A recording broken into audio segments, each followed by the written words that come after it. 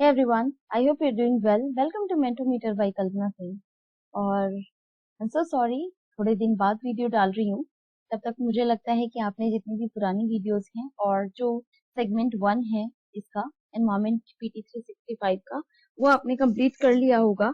तो अब हम कंप्लीट करते हैं topic 2।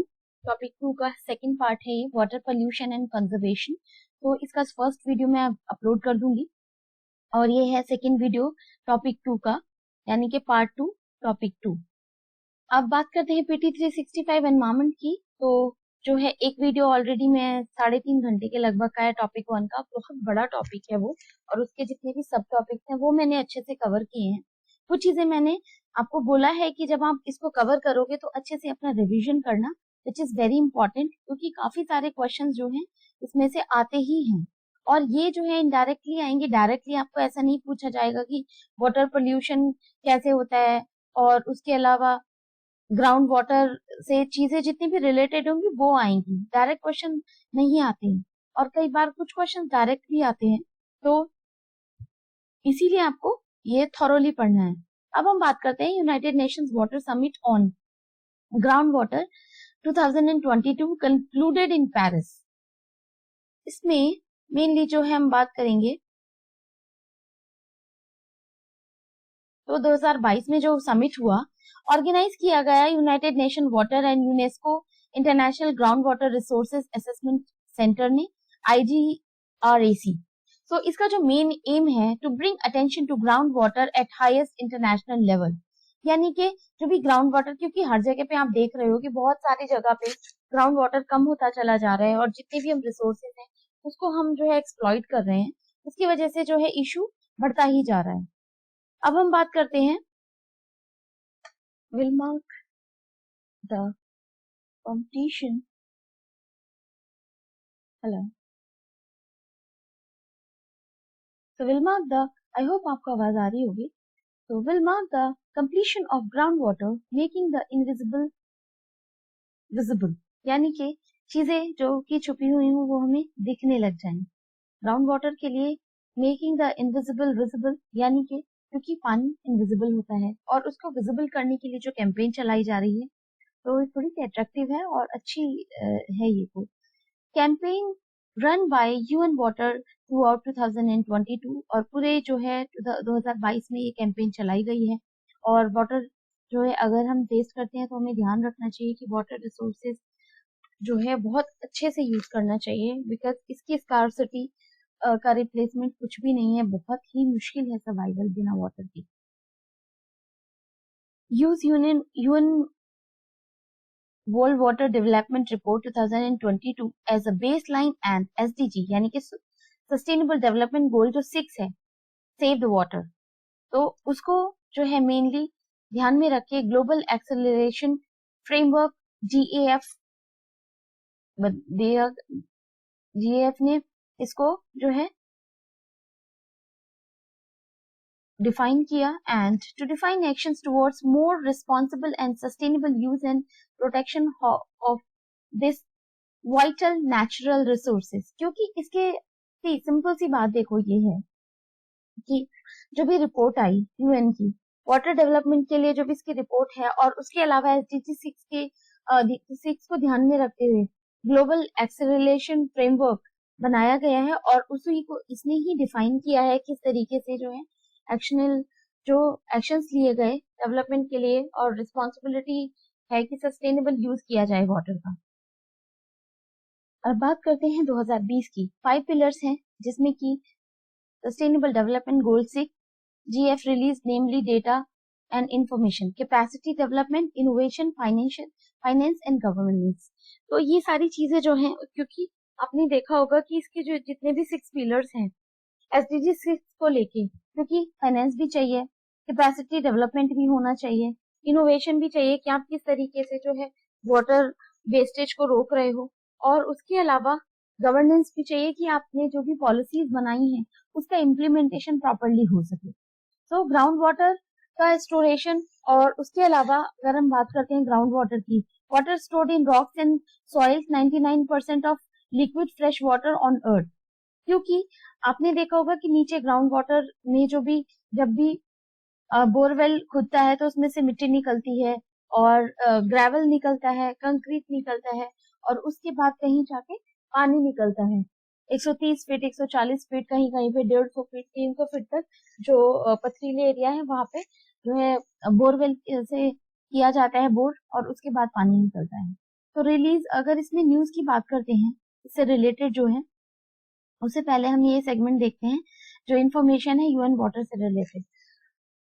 UN interagency coordination mechanism for all freshwater and sanitation related matters. IGRAC, a UNESCO center that works underwater meteorological organization WMO and financially supported by Netherlands, specialized in regional and transboundary level assessment and monitoring of GW resources. One of GRAC's flagship products in and that is like in global level groundwater level information system बना है तो global level पे, और ये जो है water को conservation करने के लिए जितनी भी क्या कहते हैं मुहिम चलाई जा रही है इनके द्वारा।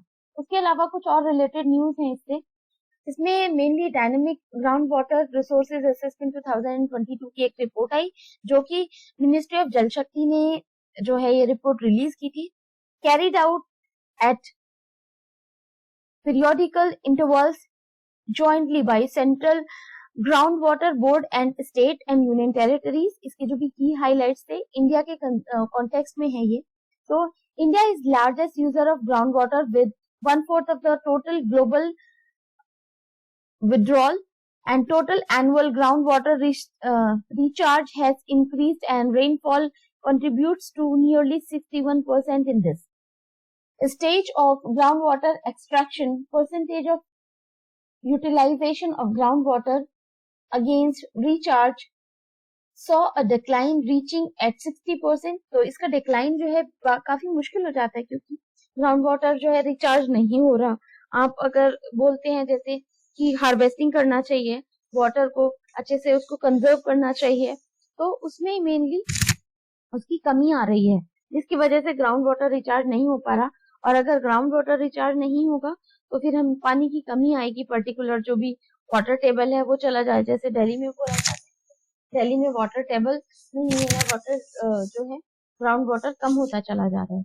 87% of the ground water was extracted from irrigation. और मेनली जो है क्योंकि खेती वगैरह होती है तो उसके लिए फ्रेश वाटर भी दिया जाता है और उसकी वजह से जो है ग्राउंड वाटर कम होता चला जा रहा है। और उसके बाद आता है category 67% of the ground water unit are safe and there was a decline in the number of over exploited units. 14% assessment units are over exploited and 4% are critical. तो ये जो है पूरा जो न्यूज थी। और उसके अलावा जो इंफॉर्मेशन थी हरियाणा, पंजाब, राजस्थान वगैरह में जो है एक्सट्रैक्शन काफी ज्यादा हाई लेवल पे होता है, दादरा नगर हवेली में। और जो कैटेगरी 67% जो ग्राउंड वाटर यूनिट है are safe and there are decline. तो उसका जो भी नंबर डिक्लाइन हो रहा है विच इज वेरी कंसर्निंग। तो it was all about water and water pollution and conservation से जैसे यूनाइटेड नेशन का जो इनिशिएटिव है। अब बात करते हैं नेक्स्ट टॉपिक की, वाटर कंजर्वेशन। वाटर कंजर्वेशन की अगर बात करें कि जल का संरक्षण, 2022 में जो है 30th एनिवर्सरी थी United Nations Economic Commission for Europe UNECE water conservation के लिए। About water conservation convention on the protection and use of transboundary water courses and international lakes 1992। अब इसकी बात करते हैं। An international legal instrument and intergovernmental platform है ये। तो इंटरनेशनल लीगल एग्रीमेंट का मतलब है कि और देशों को भी इसमें अगर शामिल किया जा रहा है तो फिर वो लीगली बाउंड है कि उनको अगर इसका मेंबर बनते हैं तो उनको फिर वो जितने भी सारे लॉज होंगे, जितनी भी पॉलिसीज होंगी उनको फॉलो करना पड़ेगा। They are bound to follow that. अब बात करते हैं adapted in Helsinki in 1992 and entered into force in 1996। यानी कि जो अडॉप्ट किया गया हेलसिंकी 1992 में और इसको एनफोर्समेंट जो हुआ इसका 1996 में हुआ। Initially negotiated as a regional instrument opened globally for accession to all United Nations member states in 2016.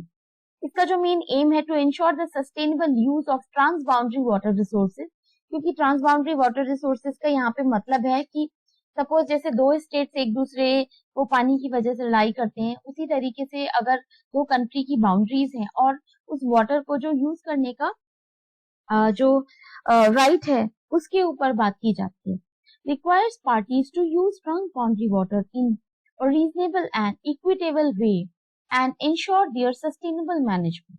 क्योंकि आपने देखा होगा कि हम जो है यहाँ पे वाटर जो शेयर करते हैं विद नेपाल, उसके अलावा इंडिया और बांग्लादेश की जो भी वाटर शेयरिंग है, उसके अलावा पाकिस्तान की जो कि 5 जो रिवर्स हैं पंजाब और दूसरे रीजन में, तो वो जो है काफी इंपॉर्टेंट हो जाती है ट्रांसबाउंड्री वाटर मैनेजमेंट को लेके.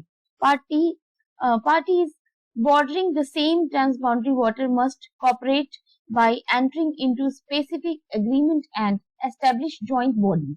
क्योंकि आपने देखा होगा कि बहुत सारे डिस्प्यूट हो जाते हैं जब सिंधु नदी के जो वाटर शेयरिंग के लिए जो ट्रीटी हुई थी इंडिया और पाकिस्तान के बीच में, उसकी भी बातें होती हैं कई बार और न्यूज में रहता भी है ये जो इशू है. अब बात करते हैं अब a powerful tool to achieve the objective of SDG, clean water and sanitation. तो जो सस्टेनेबल यूज के लिए जो है क्लीन वाटर सबको मिले, सबको साफ शुद्ध पानी मिले, साफ सुथरा, उसके लिए जो है ये इसका मेन ऑब्जेक्टिव है.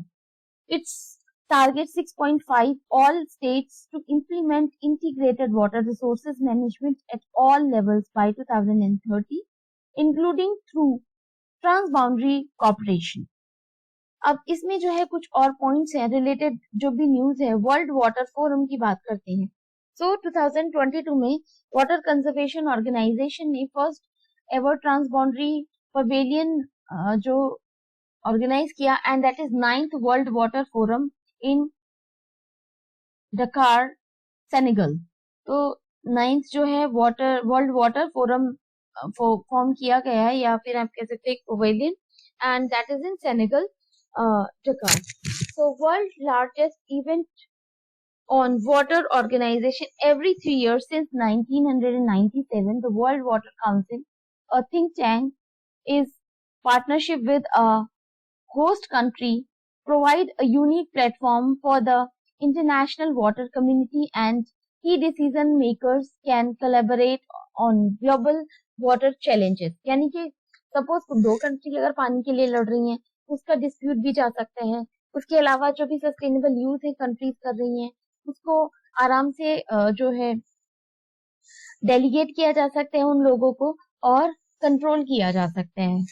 उसके बाद आती है United Nations Economic Commission for Europe, UNECE. Genesis जो है इसका 1947 में United Nation and Social Council का जो फॉर्मेशन हुआ, एंड इसका मेन ऑब्जेक्टिव है पैन यूरोपियन इकोनॉमिक इंटीग्रेशन है. मेंबर्स हैं इसके 56 states in Europe, North America and Asia.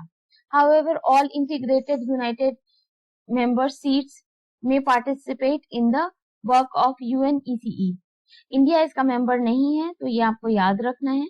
और इसके जो भी अदर इंफॉर्मेशन है, 1 of 5 regional Commission on the United Nations, the other Economic Commission for Africa, Economic and Social Commission for Asia and Pacific, ESCAP. उसके बाद आता है Economic Commission for Latin America and the Caribbean, Economic and Social Commission for Western Asia, ESCW. तो ये जो है main इसके information हैं, तो ये आपको ध्यान रखने हैं. अब इसमें आती है unconventional water resources.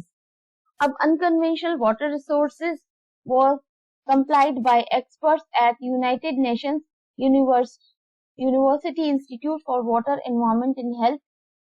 अब जो ये इंस्टीट्यूट हैं, यानी कि जो भी अपारंपरिक जो भी वाटर रिसोर्सेज हैं, उनके लिए एक आप कह सकते हो कि एक्सपर्ट्स कंप्लाई किया गया, and UNU Institute for Integrated Management of Material Fluxes and resources and United Nation food and agricultural organisation से कंप्लाई किया। ये सारे एक्सपर्ट्स एक साथ आए और उसकी जो भी बुक थी अनकन्वेंशनल वाटर रिसोर्सेज कंप्लाई की गई है इनके द्वारा और ये सारे एक्सपर्ट्स ने उसमें अपनी एडवाइस दी। अब बात करते हैं अनकन्वेंशनल और conventional non conventional water resources की। Commonly includes water of inferior or marginal quality like saline water, brackish water यानी कि जिसे हम पी नहीं सकते, और उसमें जो है brackish water, agricultural drainage water, treated or untreated waste water, effluents, etc. Was of this water requires adaptation of more complex management and practices and stringent monitoring procedures. Mainly इसमें जितने भी ऐसा प्रोसीजर कुछ फॉलो करना और use जो है water का कि उसको एक तो पूरा कॉम्प्लेक्स मैनेजमेंट प्रैक्टिसेस हो, यानी कि एक जो भी आप वाटर को अच्छे से एक सही तरीके से यूज करने के लिए, दूसरा उसको वेस्ट ना हो उसके लिए, और एक मॉनिटरिंग प्रोसीजर होना चाहिए कि कहीं पे वेस्ट हो रहा है अगर तो उसको रोका जा सके। तो इसके लिए जो भी टेक्निक्स आई, अब उसमें जो है जब भी ये ऑर्गेनाइजेशन जो इंटरनेशनल ऑर्गेनाइजेशन है वो बात कर रही है इन्वायरमेंट को सेव करने की, उसी तरीके से यहाँ पे वाटर सेफ गार्ड की बात हो रही है। Harvesting water for air ground and cloud seeding of rain enhancing for fog harvesting and micro catchment rainwater harvesting marked as low cost and low impact method। उसके बाद आता है डिस्टिलेशन, जिसमें कि रिमूव किया जाता है सॉल्ट को और उसके अलावा जितने भी अदर मिनरल्स हैं वेस्ट वाटर से, and waste water effluence obtain fresh water for human consumption. उसके बाद आता है tapping water and brackish ground water offshore and onshore दोनों तरीके से। दूसरी चीज आती है रीयूजिंग यूज्ड वाटर, यानी कि म्युनिसिपल वेस्ट वाटर जितना भी है और एग्रीकल्चरल जो ड्रेनेज सिस्टम है उसको किस तरीके से प्यूरिफाई किया जाए, उसको यूज कैसे किया जा सकता है। उसके बाद आती है moving water physically to water scarce area in ships, ballast holds और टोइंग आइसबर्ग्स, यानी कि जहां पे जो वाटर प्रेजेंट है किसी तरीके से चाहे वो कि एक प्लेस से दूसरी जगह पे पहुंचाया जाए जो भी होल्ड किया हुआ, और उसके अलावा ट्विंग आइसबर्ग्स वगैरह, तो एक जो भी आइस के टुकड़े वगैरह होते हैं, तो ये सारी चीजों को कंजर्व करना, वाटर को अच्छे से यूज करना। Micro scale capture of rain water that would otherwise evaporate, क्योंकि अगर जैसे जितना भी वाटर है रेन वाटर, अगर उसको अच्छे से कंजर्व किया जाए तो उसको रीयूज किया जा सकता है इजीली, और अगर उसको कंजर्व ही नहीं करेंगे इवेपोरेट हो जाएगा और वो हमारे हाथ से निकल जाएगा, तो वो उसका रीयूज करना फिर पॉसिबल नहीं है इस तरीके से। तो ये सारे जितने भी इनिशिएटिव थे वो लिए जा रहे हैं। उसके अलावा जो रिलेटेड न्यूज है, grey water 100% saturation of grey water management has been achieved in Papakuzhai village, Tamil Nadu। अब ग्रे वाटर में mainly waste water from bath, shower, hand basin, wash machines and dish washer and kitchen sinks exclude streams from toilets. तो जो भी है toilet वगैरह का जो पानी है उसको हटा के बाकी, चाहे हाथ धुल रहे हो आप और शावर लिया हो आपने, कपड़े धुले हो वॉशिंग मशीन वगैरह से, और उसके अलावा डिश वॉशर से बर्तन धोने का जो पानी होता है, यानी कि जो भी किचन वगैरह का जो पानी आ रहा है उसको रिसाइकल करना और उसको पूरा ग्रे वाटर जो मैनेजमेंट है उसको देखना। Significance of the grey water recycling prevent potential harm to environment and reduce the damage of the fresh water. दूसरी चीज आती है reliable water resources unlike rain water harvesting, good fertiliser resources due to high nitrogen and phosphorus content. तो इसको जो है as a fertiliser भी जैसे किचन गार्डन वगैरह में यूज किया जा सकता है। ऑल्दो जो भी साबुन वाला पानी है उसको हटा के पानी जो बर्तन धुलने वाला है वो यूज किया जा सकता है। तो ये थी अभी अनकन्वेंशनल वाटर रिसोर्सेज और उसका जो भी मैनेजमेंट था और उसकी जितनी भी ऑर्गेनाइजेशन। अब हम बात करेंगे हैवी मेटल कंटेमिनेशन की। उसकी वजह से काफी सारी डिजीज भी हो जाती हैं और ये जो है काफी एक तो अगर आपकी या हमारी फूड साइकिल में पहुंच जाते हैं तो भी काफी ज्यादा हार्मफुल होता है। अब बात करते हैं 75% of the river monitoring stations reported heavy metal pollution as per Center for Science and Environment। तो अगर 75% जो भी रिवर वाटर है वो किया जा रहा है कि वो पोल्यूटेड है हैवी मेटल से, which is really very concerning first of all.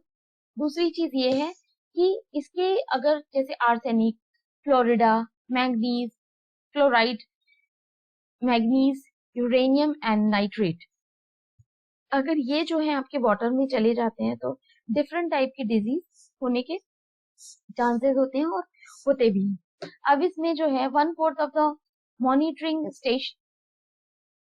stations across 117 rivers and tributaries, high level of 2 or more toxic metals were reported, which is again very concerning।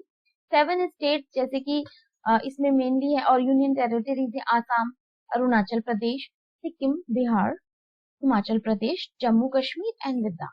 ये जो 7 स्टेट एंड यूनियन टेरिटरीज है वहां पे जो है reverse की जो, क्योंकि रिवर्स काफी ज्यादा पाई जाती हैं, और दूसरी चीज ये है कि यहाँ पे जो भी ट्रिब्यूटरीज पाई जा रही है उसमें 2 या 2 से ज्यादा जितने भी हैवी मेटल, टॉक्सिक मेटल है वो प्रेजेंट, उसकी वजह से बीमारियां भी होंगी और ये जो है आगे के लिए काफी प्रॉब्लम है। About heavy metal naturally occurring elements, क्योंकि ये जो है जब बहुत जगह से नदियां एक जगह से दूसरी जगह निकल के आती हैं रॉक्स वगैरह से, तो जैसे इनिशियल में एंशियंट टाइम में क्योंकि रॉक फॉर्मेशन हुआ वॉल्केनो की वजह से, या on the other side rock के अंदर से जितने भी मेटल्स वगैरह निकलते हैं अगर वो वाटर बॉडीज में मिल जाते हैं तो फिर वो एक प्रॉब्लम कॉज करेंगे। High atomic weight and density at least 5 times greater than that of the water, और इसका जो भी डेंसिटी होती है वो 5 गुना ज्यादा होती है पानी से, जैसे कि लेड हुआ, आयरन, निकल, cadmium, arsenic, chromium and copper, और ये सारी जो है इम्प्योरिटीज वाटर में होती हैं जो ये हैवी मेटल है। Effect of heavy metal exposure health के लिए स्लोली जो है progressive physical, muscular and neurological degradation होता है एंड डिजेनरेटिव प्रोसेस है, और दैट इज मिमिक अल्जाइमर्स या पार्किंसन डिजीज हो जाती है। और उसकी वजह से क्योंकि अब इतनी वैसी डिजीज होंगी तो आप किस तरीके से जो है अपने आप को बचा पाओगे। दूसरी चीज होती है एनवायरमेंट में भी काफी ज्यादा इफेक्ट होता है, इफेक्ट बायोडिग्रेडेबिलिटी जो है कम हो जाती है और जितने भी ऑर्गेनिक पोल्यूटेंट्स हैं, और मेकिंग देम लेस डिग्रेडेबल, क्योंकि इसकी वजह से ही डिग्रेड नहीं होंगे तो फिर एक तो मेन्योरिंग नहीं होगी, खाद वगैरह बन जाती है या फिर जिस तरीके से फर्टिलाइजर का काम करती है, बट ये जो हैवी मेटल्स हैं उसको वैसा डिके होने नहीं देंगे। प्लांट्स की अगर बात करें, influences soil fertility, disturb photosynthesis, और अगर फोटोसिंथेसिस नहीं होता तो फूड फॉर्मेशन कैसे करेंगे प्लांट, तो ये पूरा प्रोसेस जो है पूरा साइकिल डिस्टर्ब हो जाएगा।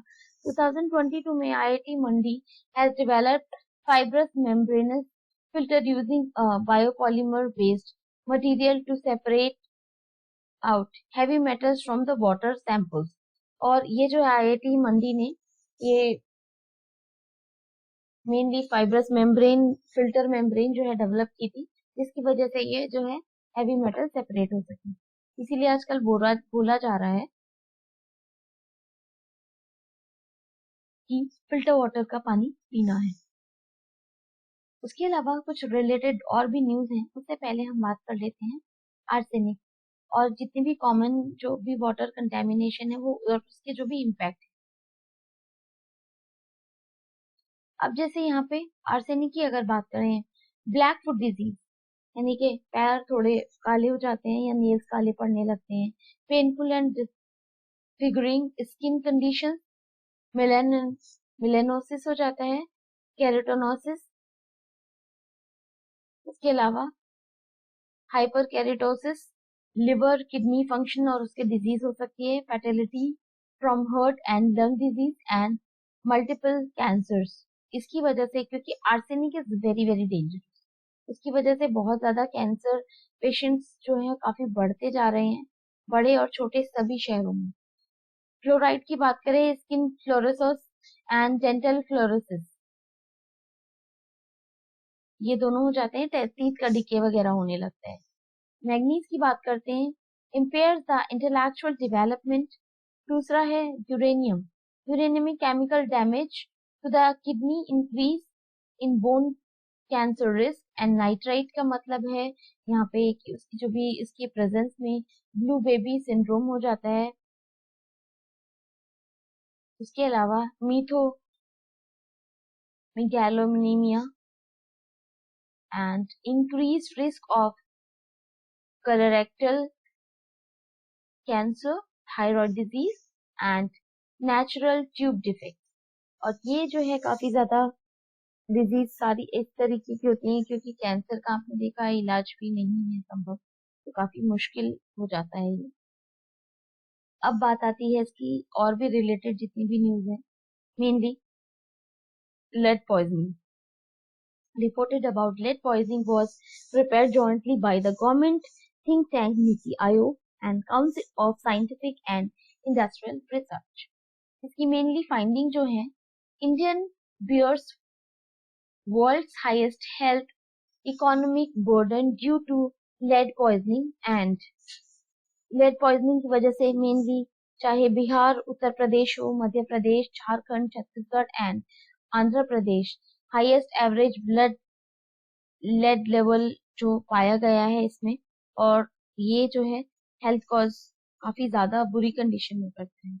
मेनली जो इसके रिसोर्सेज हैं लेड के, naturally found in earth crust, उसके अलावा माइनिंग में, स्मेल्टिंग, और उसके अलावा रिफाइनिंग इंडस्ट्रीज हैं, और जितने भी और उसका जो भी वेस्ट है उससे निकलता है। हाउस होल्ड प्रोडक्ट्स की बात करें, कॉस्मेटिक प्रोडक्ट्स में होता है, आयुर्वेदिक प्रोडक्ट्स में भी मिलता है, और इसके अलावा printed circuits boards and batteries due to unscientific recycling, इसकी वजह से भी एनवायरमेंट में बढ़ रहा है। इसीलिए बोला जाता है कि बैटरीज जो होती हैं इधर उधर ना डाल के इसको प्रॉपरली रिसाइकिल के लिए दिया जाए। Potteries, utensils and glazed ceramic wares, और जो भी वाटर बॉडीज में उसका जो भी वेस्ट है उसकी वजह से ये बढ़ जाता है। अब यहाँ पे हम बात करेंगे health impact of lead. Mainly जो है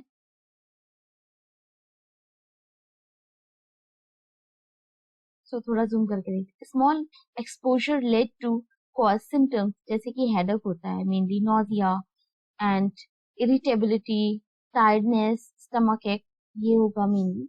प्रीमेच्योर बेबीज में जो है reduction birth weight and slow growth होती है न्यूबॉर्न बेबीज की। उसके अलावा lead exposure makes the baby susceptible to anaemia, और एनीमिक हो जाते हैं बच्चे। उसके अलावा large exposure affects brain development specially in child and lower IQ। तो ये जो है, क्योंकि कितना भी अच्छा खान पीन होगा, अगर पोल्यूटेड वाटर मिलता है तो उसकी वजह से हेल्थ इश्यूज बहुत ज्यादा बढ़ जाते हैं। अब जो है नेक्स्ट टॉपिक है पर एंड पॉलीफ्लूरो एल्कली सब्सटेंसेस, PFAS। और इसके बारे में अगर बात करते हैं, पॉलीफ्लोरो एल्काइल सब्सटेंस, PFAS, और न्यूज में मेनली क्यों था, मेनली सबसे पहले तो अगर हम बात करें तो new researchers suggested that rain water around the world is contaminated by PFAS। और इसके जो भी केमिकली अगर PFAS का जो भी देखिए composition, mainly partially or completely fluorinated carbon chains of varied length refers as forever chemicals, क्योंकि ये डिग्रेड नहीं होता है इसीलिए forever chemical बोला गया है, as do not degrade easily in the environment due to the strong carbon fluoride bonds। क्योंकि कार्बन फ्लोराइड जितनी बॉन्ड ज्यादा स्ट्रांग होगा, वो जो मेनली पदार्थ होगा वो उतना ही कम डिग्रेडेबल होगा। इसकी वजह से PFAS लाइक परफ्लूरो ऑक्टेन और sulphonic acid and perfluorooctanic acid listed under Stockholm Convention on Persistent Organic Pollutant, और persistent organic pollutant जो है वो जो है डिग्रेड नहीं होते। उसके अलावा जो है their products use are restricted, eliminated in the parties, और इसकी जो भी इसका यूज और जो भी ये प्रोडक्ट इससे बने हुए हैं वो सारे रेस्ट्रिक्टेड हैं यूज के लिए। दूसरी चीज है concerns associated with use of PFAS found in the blood of people and animals. अगर ये जो एनिमल, क्योंकि अगर लोग नॉन वेजिटेरियन भी अगर उनकी जो है बॉडी में पाते हैं तो फिर इंसान में चला जाएगा। On the other side water वगैरह की वजह से भी, और वाटर के थ्रू अदर जितनी भी वेजिटेबल्स हैं जो कि खराब पानी में उगाई जा रही हैं उसकी वजह से भी ये फूड साइकिल में एंटर कर जाते हैं और ह्यूमन बॉडी में भी, ह्यूमन ब्लड में ये पाए गए हैं। High exposure and associated with healthy risk like decreased fertility, developmental effects in children, interference with body hormones, increased cholesterol level, liver damage, kidney and testicular cancer। और ये सारे जितने भी डिजीज हैं वो हो सकती है because hormonal imbalancing is quite common these days. Kidney cancer, testicular cancer, ये भी, और लिवर डैमेज बहुत ज्यादा पाया जा रहा है। कोलेस्ट्रॉल की भी काफी ज्यादा प्रॉब्लम है। इसके अलावा difficult to capture and destroy, क्योंकि इतना जल्दी पता नहीं लगता तब तक ये बॉडी को डिस्ट्रॉय करने लग जाता है और ये जो है प्रॉब्लम कॉज करता है। Measure to reduce PFAS contamination, safe disposal of PFAS using methods like filtration through activated carbon tanks, incineration, phasing out PFAS listed under the Stockholm Convention and replace them with safe alternative. Avoid PFAS based non-stick pans and kitchen utensils, क्योंकि आजकल बोला जाता है कि utensils जो हैं non stick use नहीं करने चाहिए, और जितने भी बेस वेयर्स हैं, बेक वेयर्स हैं, उनको भी यूज नहीं करना चाहिए नॉन स्टिक बेस्ड। नॉर्मल जो आते हैं जैसे एल्यूमिनियम बेक वेयर्स हैं, या फिर एल्यूमिनियम को भी आजकल मना किया जाता है कि उसको भी यूज नहीं करना चाहिए, चाहे लोहे की कढ़ाई हो या फिर हैवी स्टील बेस्ड जो कढ़ाइयाँ होती हैं उसको यूज किया जाता है। फायर फिल्टरिंग फोम्स हैं उसका जो है यूज ना करें। Mainly water and oil proof apparels हैं वो भी यूज करते हैं, वो भी हार्मफुल है। स्टेन रेजिस्टेंट अनहॉस्ट्री कारपेट्स हैं उनको भी ना यूज करें। और उसके अलावा biocides, household agents such as cleaning agents and impregnation sprays जितने भी हैं उसमें आता है, और उसके अलावा जितने भी फूड पैकिंग्स हैं उसमें भी यूज किया जाता है, which is very very risky for our health. और जो नॉर्मल यूज है इसका वो काफी ज्यादा कंसर्निंग हो जाता है। उसके अलावा कुछ और पॉल्यूटेंट्स हैं जो कि न्यूज में थे।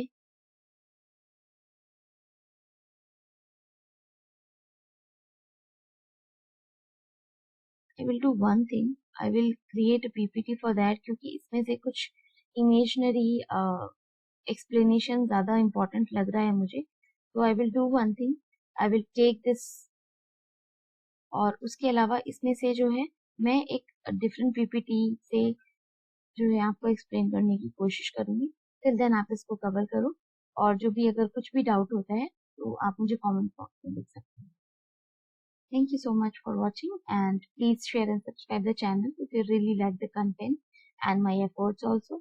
अपने फ्रेंड सर्कल में भी शेयर कर सकते हो जो कि प्रिपरेशन कर रहे हो या प्रिपरेशन के लिए सोच रहे हो। Thank you so much.